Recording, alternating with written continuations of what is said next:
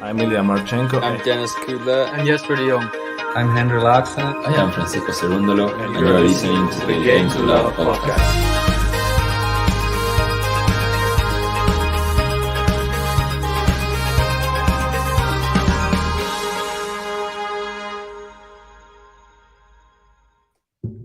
Hey, welcome back, tennis fans. It's the time that every GTL fan loves to come along. It's qualifiers to watch at a Grand Slam. And this is where we give our top 3 of men's, top 3 of women's qualifiers to watch. And then I normally get dug out by JG for the majority of my picks. And then maybe sometimes mine go on to do better than his, but a lot of the times his do better than mine. I don't think you've, as a collective, ever won a qualifiers to watch, though. As a collective, I remember Zapata Morales was a winner. You've had a winner. You've had a few winners here and there, but as a collective, in terms of you've never won an event. You've never said, oh, I've just got a better Wimbledon qualifiers to watch than JG. Let's see if this Australian... No, never. It's not. I don't think it's ever going to happen. And based off the fact that I've seen your qualifiers to watch, you've not seen mine, then I know I'm going to win again because I have really picked some great players on both the men's and women's. And these 6 players, I believe, could do some damage at this year's Australian Open. We've got everyone talking about Djokovic, everyone talking about Holger Rune or Iga Swiatek or Coco Gauff. These guys could cause a bit of an upset and beat some of these big players. So let's get into it. Thank you, everyone, for joining us. If you haven't already, hit the like button, subscribe if you're new. Great to see Kathy in. How are we doing, Kathy? And let us know, Kathy, who are you backing in this year's Australian Open? And what qualifiers are you looking out for this year? We've got Lewis Bell in saying, how's it going, Ben and JG? Hey. Yeah, it's going very well. We've been talking quite a bit off stream today about tennis for a change. Usually we're talking about everything other than tennis off stream, but we've been talking so much tennis and who's going to win and who's going to do this. And it's just led to us being extremely excited and hotly anticipating the start of the Australian Open. I feel like it can't come around quick enough. The midnight in the UK to see the first bit of tennis action. Oh, I couldn't agree more. It's like refreshing to have, I would say, proper tennis back on our screens again. But the United Cup was a nice warm-up, I feel. And we've had these couple of Adelaide, Auckland tournaments. But this is where the real business starts. And I just love the fact that we get one early on in the year. We have that big break, and it's just refreshing. I know that we're going to feel very unrefreshed at the end of these 2 weeks, but like I was saying to you off stream, let's just enjoy it while it lasts because we'll miss it when it's gone. Yeah, certainly. And this is a PowerPoint special episode, so I have prepared a PowerPoint with all of the players in. Before we get into it, let's go through the qualifiers and where they are placed in the draw. I've just sent it over to you, Ben, so if you can share, and it doesn't mean I don't have to share something else along with the PowerPoint. No worries, I'll just get it up now. No worries, take your time, because there's something I do want to announce to everyone while everyone's here. We do have a few Patreon members in Cafe, but if you haven't joined the Patreon, make sure to join now because you're running out of time if you want to enter Player Roulette. And how it's going to work is every single Patreon member will be entered into the Player Roulette. We'll spin the wheel. You'll all get a player, one of the top players on the men's side based on seeds. If your players to win the Australian Open, you will win a prize. It's free to play, as easy as that. All you have to do is be a Patreon member to join. And I think we have a little funny graphic to show you regarding Player Roulette. Game to Love presents, now exclusive to Patreon. That's right, it's Player Roulette. Yeah, there it is, Player Roulette. Make sure, join the Patreon and you can be entered and win a prize. Let's go through the qualifiers. We'll start with the men, and they've already been placed into the draw because the draw happened earlier on this morning. And the first one we're going to start with is Svrichina. Yeah, this one's a tough one. Dalibor Sochina. I'm going to go with that as well. Apologies if you are Czech. Apologies, Gary, if that is terribly wrong. But he's got Munar, not a bad first round. He's a good player. We've seen him on the challengers, despite me not being able to say his name. Purcell is one of the other qualifiers facing Rusevori. Yeah, I think Purcell might have a good chance there as well, being in Australia. We've got Sang, a player me and Ben really like. He's got Oscar Otte. We've got Bellucci playing Benjamin Bonzi. Escobedo, who's just converted to Mexican from the US, is facing Tara Daniel of Japan. We've got Yu Su Su is facing Alex Dimanor. Okay. That's a tough one, but he's a really good player. Another one, I can't say his name too well, but he is good. These are probably your picks. We've got Watanuki against Ryan Danek, Zizou Bergs against Laszlo Zer, Enzo Kakard against Delian, Hanfman, someone we read on the podcast, against Rijikata, someone who played Rafa not too long ago, Talon Greekspor, Pavel Kotov, Nicholas Jarry, the big serving Chilean against Miomir Kuzmanovic, Diego Schwartzman against Alexei Krutek, and Loren Locoli against David Kaufman. Juan Pablo Varillas is playing Alex Verev. Vukic is playing Brandon Holt, who beat Taylor Fritz in a big match recently. Yep, and then Jan Leonard Struff is facing Tommy Paul. Yeah. So that is all 16. It was a mouthful. I feel like I just went for a tongue twister there, but I got there. And I'm really looking forward to Ben because he's going to be doing the women's. Are we doing them straight away, or are we going to go? I'm going to give you some time to warm up your vocal cords before we go to the women's, and I'm sure you'll be in a flowing, perfect state like you always are when we get there. So you're going to tag me in at the end there, just to go through the last few, but that's fine. No problem. I didn't need it. But anyway, this is the PowerPoint. Australian Open 2022 qualifiers to watch by Game to Love. Maybe I should change that by JG in future. Yeah, probably right. It isn't by me. Ben helps out. So let's go into it. We're going to be doing the men's qualifiers to watch. And I selected a nice bright yellow, despite Ben wanting orange. I'd already started with yellow, so I stuck with yellow throughout. And we're going to be going through the men's first on 3 to 1. And can you remember who your number 3 was, Ben? Number 3, yes, I do on the men's, because I was sort of torn. I was going to pick the person he was playing against in the final round of qualifying, because I normally do. And then I ended up picking him because he beat the player that I wanted to pick. So I thought, yeah, I'm going to go for him. And it is the guy you just mentioned, just converted to Mexican. It's Ernesto Escobedo. Yeah, just quickly, shout out to Colby. Thanks, Colby. We did see you join the Patreon not too long ago. Cheers, you will Colby. be in the roulette. You don't need to do anything. We will let you know on the draw preview. We'll be doing the draw live, and you'll find out which player you have been drawn out of the hat, or from the wheel, as you want to call it, for the roulette. Ooh. So let's get into it.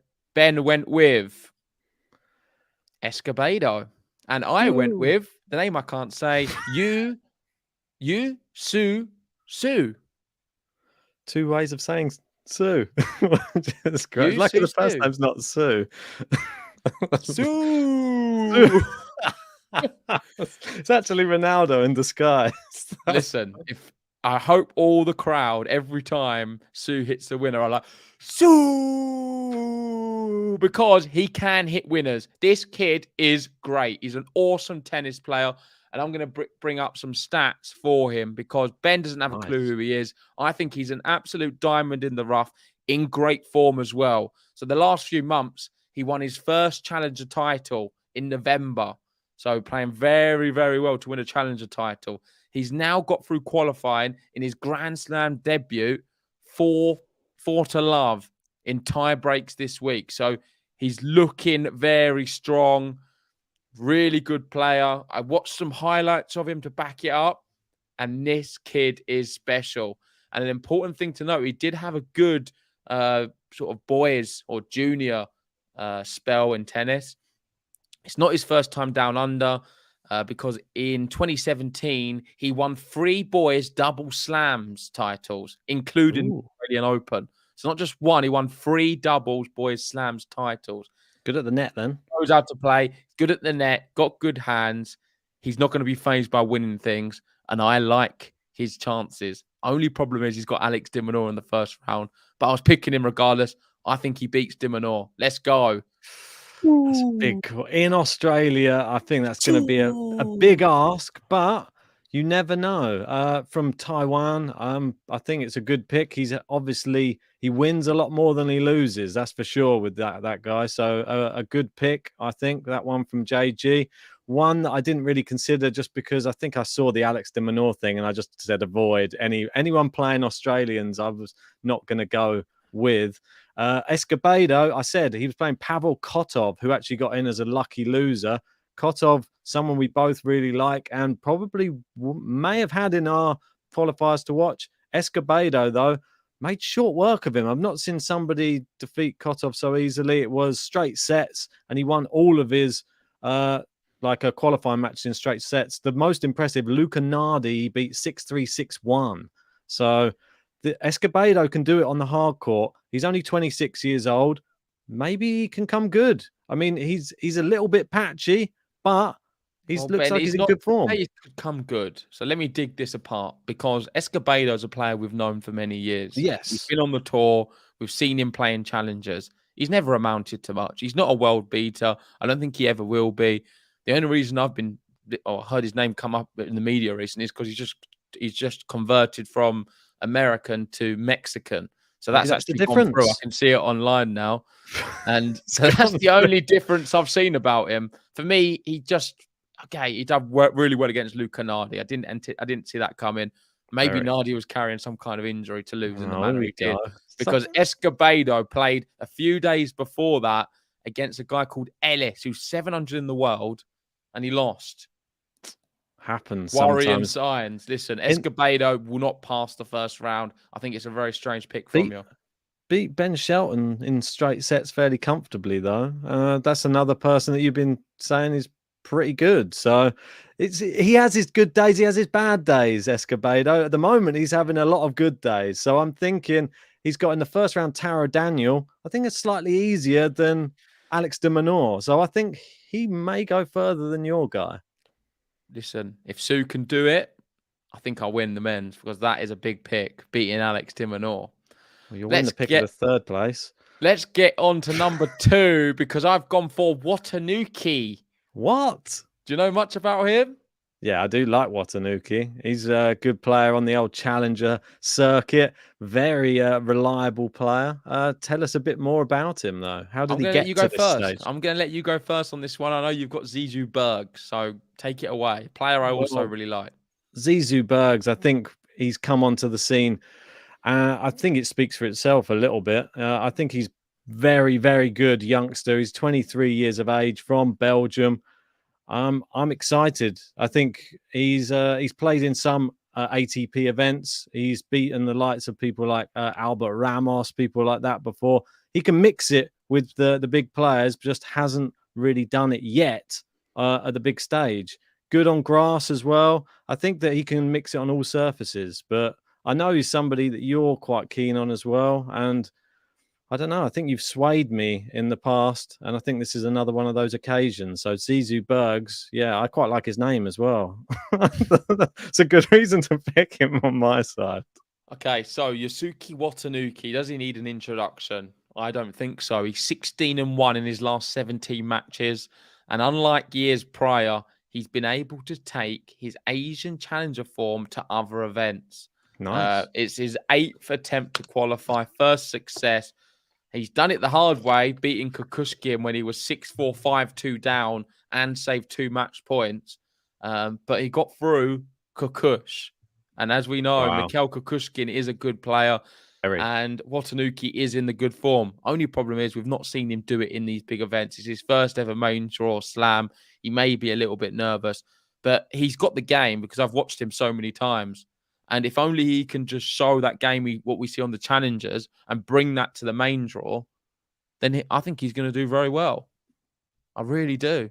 And his first round is a winnable one, I feel.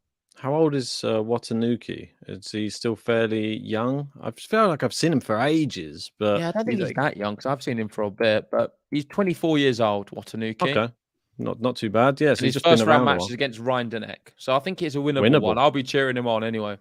That's definitely a winnable one. Yeah, Berg's qualified in style. He beat the Bulgarian Andreev 6-1, 6-2 in his final round of qualifying. So got there in relative ease through the last round. He'll be very fresh. And Zizou Berg's playing Laszlo Zher first round. So that's a winnable match too. Despite Zher beating Casper Ruud recently, I still think he could cause an upset though. So let's get on to number one, the qualifier to watch. Over the years, we've had some really memorable ones from Ben. This is where Skatov was unveiled. I believe it was was it Australian Open last year? Yeah, he didn't make it this year. I was potentially going to put him in if he made it, but he got knocked out by Jarry. Sad that was. Maybe put Jarry there. Let's wait and see. No, you haven't. You've gone for Shang. I've gone for Zizou Bergs as my number one. Just one ahead of you. I really like the kid. I think it's not just his name. I know he does have a nice name. Great name. But he's a really good player. And I mean, you've said quite a bit about him already. So let me see if I can add anything. One thing I would say is it was quite a turnaround given his United Cup campaign. He got pretty helpful round one draw here and used it perfectly, improving with every match. It'll be his second Slam main draw, but first one made through qualify and got a wild card for winning Ilkay at Wimbledon last year. Great. So, yeah, he's relatively inexperienced at this level, but has been playing very well. And in the last round of qualifying, I think he won very comfortably as well. Like it was quite a 6-1, one-sided. 6-2 Yeah, he didn't give away many games against Andreev. So, like what you've said, that's my pick. And I think your one's quite good as well. I can't really. The only one don't like is your Escobedo one. Yeah, I mean that one. I would have picked Kotov. I think it's silly. I don't know what you're doing. There was so many other names to choose from. Out of there were 16 names you could have chosen, and your top three, Escobedo made it. He wouldn't have made my top 10. Well, maybe Coquard would have been a better one, to be honest. It's a lot better. There's loads better. I don't know what you've done it again, Ben. You've done it again, and I'll be laughing on the stream when Escobedo gets only 2 games. Well, he's playing Taro Daniel at the end of the day, so bagel, please. I want the bagel button out. Well, I'm hoping that Alex de Minaur creams your guy as well, and then we can both be laughing at each other. I would do it on the stream every time he gets. I'm hoping that Alex de Minaur does the "sue" every time that he wins a set. For me, well, this is obviously somebody I've spoken about in length before. Juncheng Shang, very young player, 17 years old, his first attempt at a Grand Slam, and he is into the main draw. He was a finalist at the US Open Juniors. He's been a semi-finalist, I believe, at was it Wimbledon as well, and he's a doubles finalist, I believe, as well in Grand Slam Juniors. So he's got the lot, really. He won his first challenger title. That was in the middle of last year in Lexington, and he's made another final since then as well. I think that hard court's really where he's where he's going to be getting his best tennis out of him. I'm excited, and he's playing Oscar Otte as well. So I think Otte is a player in bad form who could come a cropper. He's low on confidence for sure. Yeah, and didn't we get to see Shang as well live in Zagreb? I'm not sure. Pretty sure we did. Maybe we didn't get to see him play, but we was definitely brushing shoulders with him. Yeah, I remember walking past him on the pathway. Well, there you go. We didn't get to actually watch him play. That's what I thought you meant, watch him play, which is sad. No, but he was in and around the tournament and did very well, I think. One for the future. I like it. It's a good pick. A lot better than your Escobedo one. We've got Boban in saying, Escobedo, really, Ben? Listen, Boban, I tried to help him out, but I've got to have one weird one, haven't I? Come on. We've got Boban in saying Watanuki and Bergs are good picks. That's more like it. Oh, yeah, all right, Boban. Stop siding with. You'll be appreciative of my Escobedo pick if you're playing beat the odds against me and JG. You probably want me to pick him. So come on, bit more. You should be pushing me towards him more than pulling me away. I think. Right now, this is the bit I'm really looking forward to because Ben is going to go through all of the women qualifiers. So Right. maybe you can Let do me. it through Flash if it's easier. Just go through, then you can see the results as well. We can do. I'll only be able to give you their surnames though on some of them because I don't think I can remember all of their first names. That's fine. Apologies. You only need I the haven't. surnames. That's good enough. I don't know, but you read out all of the full names, so I feel like I'm only doing half a job. That's the only thing. Going to put me to shame. So let me just get this one available. I was just going to bring up just this. Or you Okay, can do it cool. any way you want. Yeah. I'll do it like that, the way you said. I'll bring it up on I just thought maybe that's Flash. easier for you. It probably is. Right, here we go. Dun, dun, dun, dun, dun, dun, dun, dun. Right, okay. Let's zoom in a little bit here. And right, from the top, we have Sara Belyek knocking out Andreeva, which a very good Russian player as well. Moving down, we've got Katalin Sebov, which is a bit of a surprise package in the qualifying from Canada. We got Schmeidlova, very, very good. Beating Mandlik there. I thought Mandlik was one that she's made all the headlines, didn't she, last year? Unfortunately, didn't make it. Buxa, we all know about her already. She's been around. Stefanini getting through due to a retirement to Sasha Vickery.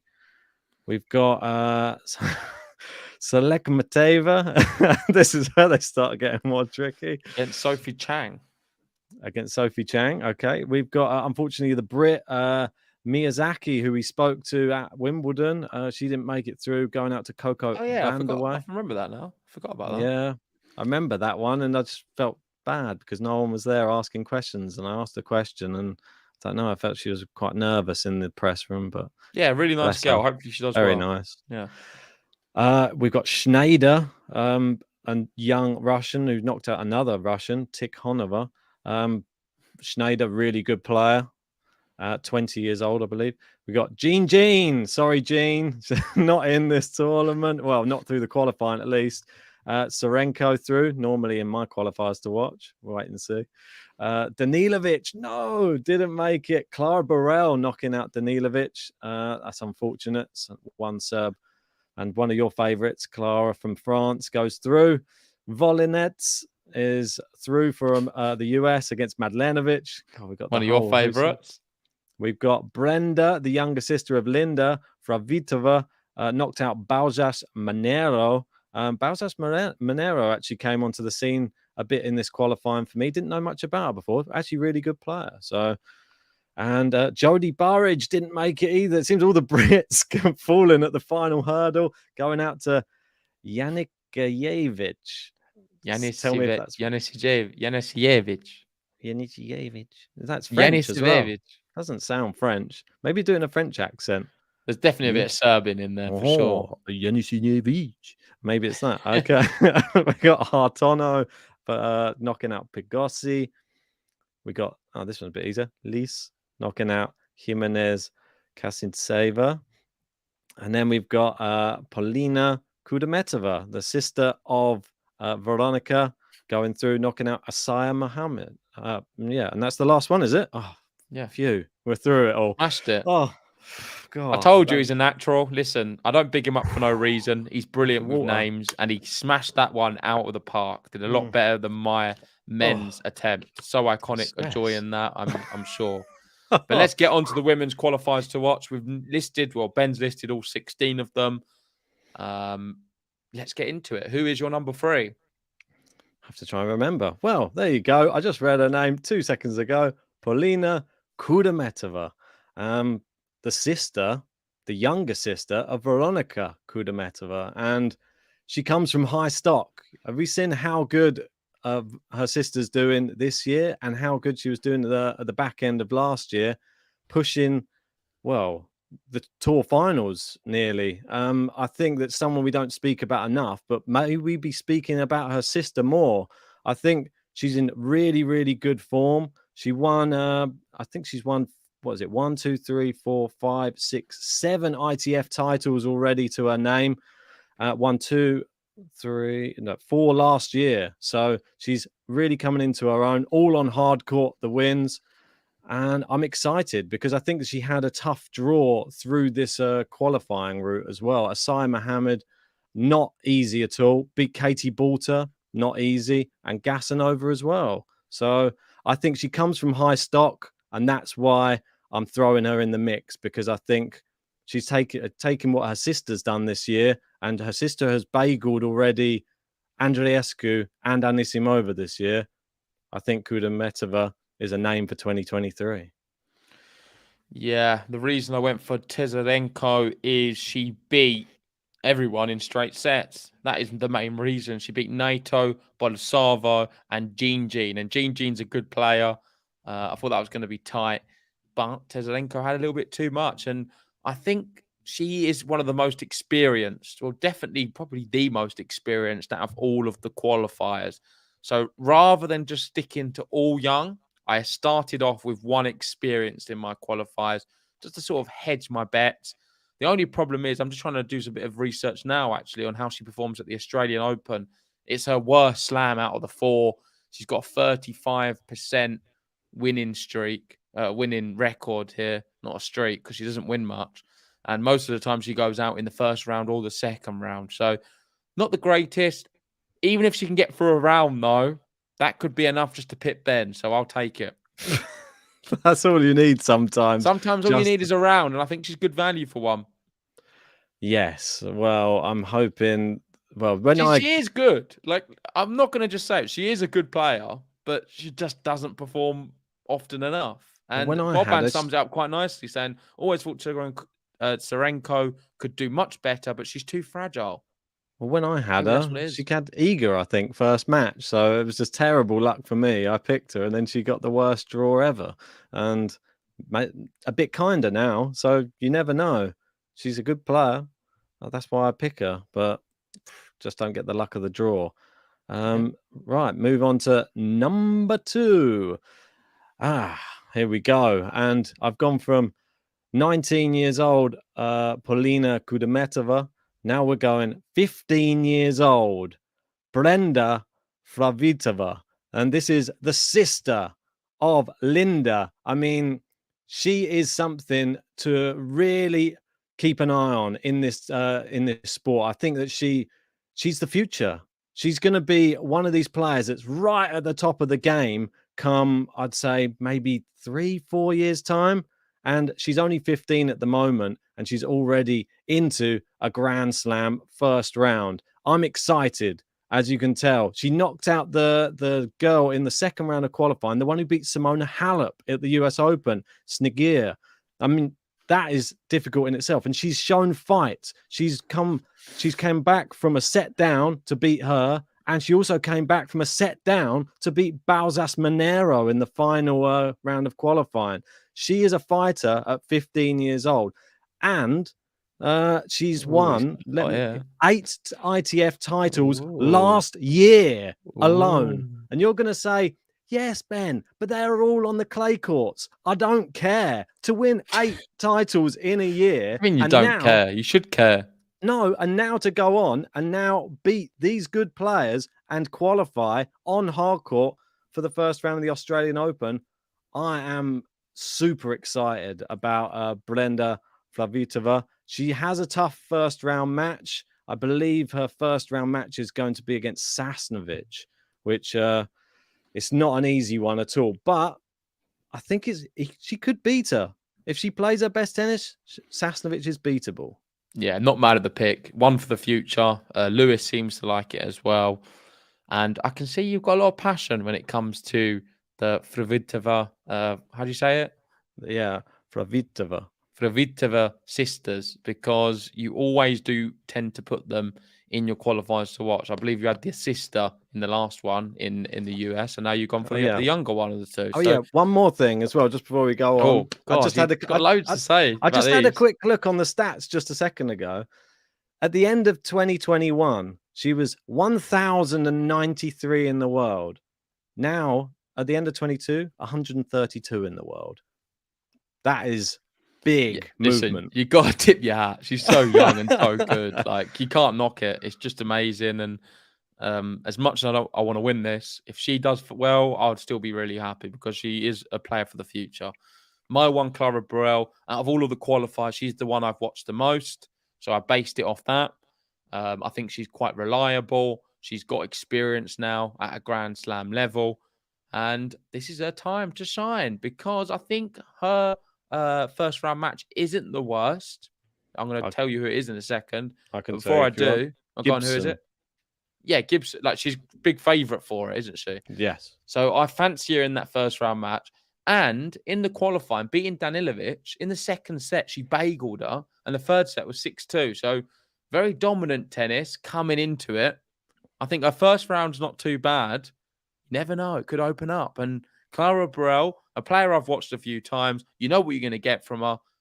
Good, rounded player. Nothing special, but just well-rounded and pretty consistent. So I think that's going to go a long way this year in the women's side of the draw. Yeah, I mean she's a class act, Clara Burrell. I think it's a good pick. I'm not mad at it at all. The fact that she beat Danilovic in that fashion, like you said, bageling her and then taking the final set comfortably. Danilovic was one that I sort of had on my list as a maybe until obviously she got knocked out. But yeah, very, very good player. But that was a real tough last round match, and she made it look easy to come through that one. So two good players as number twos. Let's move on to numero uno. Yep, and it does get boring because we have the same player. It does happen from time to time. I believe when Raducanu won the US Open, we both had her as number one qualifier to watch. Does this mean Belichick could win the whole thing? Well, I'm going to have Is to she going pull to you up on follow? your... Is she going to follow Raducanu's footsteps? I don't know. I'm going to have to pull you up on the Sorry. PowerPoint. Yeah, well, it's actually Bejlek because the J and the L are the wrong way, but it's fine. I'll let you off on this one. It is... Shame. I know, but she is an incredible talent. I have spoken about her before on the channel, just once or twice. Obviously, she's only 16 as well. We've got Brenda Flavitova at 15. She's 16. This could be a tournament, and I've said it before in the reaction. I think we could see something crazy from a real youngster coming through in this tournament, and it could potentially be Sarah Bejlek. I think that she's incredible. I think that the way that she's dispatched Andreeva, who is an incredible player, the Russian, she's a great young Russian player, 6-2, 6-3. And Alicia Parks, everyone was expecting her. She was the number one seeded qualifier. Yeah, she was expecting her to do it. No, unfortunately not. She was down a set, came back, and this is another Czech player. And this is the thing, so many Czech players, and I'm going to keep saying it. I think in about 4 or 5 years' time, the top 10 is going to be littered with Czech players on the women's side. And she may well be at the top of it. Is that spelt right? Yes, that is. There we go. Quick little turnaround. Nice. I And like yeah, it. you've said everything you need to say. The players she beat. Did you mention Alicia Parks? Yes, I did. Yeah. Because there's a big thing to note because she would have been with my qualifiers to watch. She ended the year so great, and for a young player like this to just beat her the way she did speaks volumes. And first match against another Czech player in Krejcikova. Listen, big underdog, 5s, I believe, in the bookmakers. Yeah. Me and Ben both like it. So if you've got a bit of money kicking about and you want to take a gamble and a risk, I put your money on this girl because she is great and she has a real good chance of beating Barbara Krejcikova. Yeah. And something else to note as well. She is a big game player. She's played in 4 finals in her career, all ITFs, but she has won all of them in straight sets, and she's never dropped set. Her first ever final, she won 6-love, 6-love. Can you believe? I mean, she's the real deal, and I'm hoping we get to see it on this big stage. Can she announce herself and do something incredible? If she gets past Krejcikova, I think anything's possible. It'd give her the confidence. And it's another Czech player. She's playing against a fellow Czech player. So she's probably practiced with Barbara Krejcikova before as well. You got to think that. So she'll probably know her weaknesses and she'll know where to play to. It's going to be interesting. Yeah, certainly. Can't wait. And that concludes our qualifiers to watch episode. So thanks for watching. Leave your comments below. Who do you think has the better group of qualifiers, me or Ben? You may be split. Maybe you think mine's better on the women's, Ben's is better on the women's, and then mine's better, Ben's better on the men's, and the other way around. So whatever way, let us know. We're always interested to hear what you guys have to say. We've got John in right now saying scat off this year. Unfortunately, John, he went out early. So there will not be no scat off. There won't be any Silk report either because the Silk has his own channel, but we will be bringing another kind of report. We're not going to let you know the name yet, but we do have a very special guest, and I'm sure they'll be a lot better than the Silk report. They were always very unorganized, taking over the reins of the Silk report. So stay tuned for that. And yeah, let's wrap it up there. Hopefully my qualifiers do a lot better than yours. They usually do. I'm sure it's going to follow in the same way. Escobedo! It's Mexican now. Come on. Yeah, actually, that's a good place to end. I want you to pick one qualifier who you think could shock me. What, that we haven't picked? No, out of them three. Out of the 6 players, I want you to highlight one which could surprise me. Surprise you? Yeah. In what way? Because we both got. It can't be one you've got as well, then. So we can't. Obviously. So don't do them ones then. Who have you picked, which I've gone a bit against, who could surprise you? It could surprise me. Really gone against me. I think I'll go with Polina Kudermetova. You think she could surprise? Yeah. Okay, my one's easy. I think Sue is going to really shock you. You don't think he's any good, and I know he is. So he could do something special. Well, I just thought Alex de Minaur was maybe just a little bit better. Well, he is, but Sue, he's got it. Don't worry about that. Thanks for watching. Make sure hit the like button, subscribe if you're new, and join the Patreon if you want to be entered into Player Roulette. Every Patreon member will be entered. It's free, of course, if you're in the, well, it's not free because you're joining the Patreon, but it is free if you're in there because you know, and because all you have to do is be in there and we'll enter you ourselves, and you can win a prize. Game to Love presents, now exclusive to Patreon. That's right, it's Player Roulette. There you go. Okay, thanks everyone. We'll see you tomorrow. See you guys.